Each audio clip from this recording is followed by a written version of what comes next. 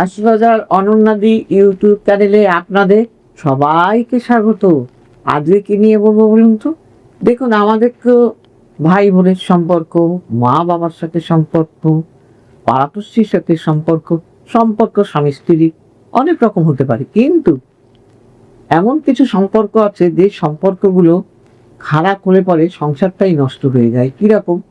শাশুড়ি বৌমার সঙ্গে যদি সম্পর্ক খারাপ হয়, তাহলে এমন কিছু উপায় আছে, যেই উপায়গুলো পালন করলে পরে কি হবে, আপনার শাশুড়ি বৌমার সঙ্গে মধুর সম্পর্কে চলে আসবে। সেটাও কিন্তু কিছু উপায় মানলেই করা সম্ভব। যেমন, যদি দেখা যায় যে বাড়ির উত্তর পূর্ব দিকটা সব সময় আপনারা পরিষ্কার পরিচ্ছন্ন করে রাখি, তাহলে কিন্তু আমাদের শাশুড়ির সঙ্গে বৌমার সম্পর্ক ভালো থাকবে। হ্যাঁ, বাড়ির উত্তর পূর্ব দিকটা সবসময় পরিষ্কার পরিচ্ছন্ন রাখতে হবে। এই দিকে অপরিষ্কার থাকলে শাশুড়ি ও বৌমার সম্পর্ক কখনোই ভালো থাকে না, এবং তাতে ঝগড়া অশান্তি লেগেই থাকে। তাই উত্তর পূর্ব দিকটা সর্বদাই পরিষ্কার রাখার চেষ্টা করুন, তাতে সম্পর্ক থাকবে দুজনের মধ্যে ভালো, শাশুড়ি বৌমার। আবার বৌমা শাশুড়িকে কোনো রূপোর গয়না উপহার দিই, যেটা ব্যবহার করবে সেই রকম ধরনের দেবে। এতে মন শান্ত হয়ে যাবে, আপনার সঙ্গে সম্পর্কে মাধুর্যতা চলে আসবে।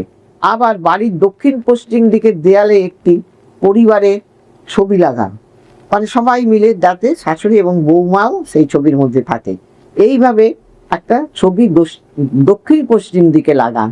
বাড়ির অন্যদিকে এই ছবি লাগালে কিন্তু হবে না, দক্ষিণ পশ্চিম দিকেই লাগাতে হবে, যাতে কিনা বৌমা এবং শাশুড়ির ছবি আছে।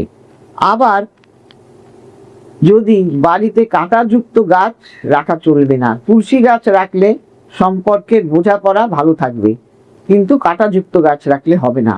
রান্নাঘরে কালো রঙের পাথর বা টালি বসালে কিন্তু সেদিকটাতেও তিক্ততা বেড়ে যাবে। কাজেই রান্নাঘরে কখনো কালো টালি বা পাথর ব্যবহার করা যাবে না।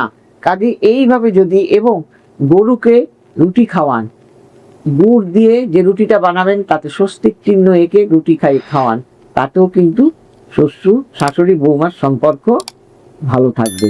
সবাই ভালো থাকবে। নমস্কার।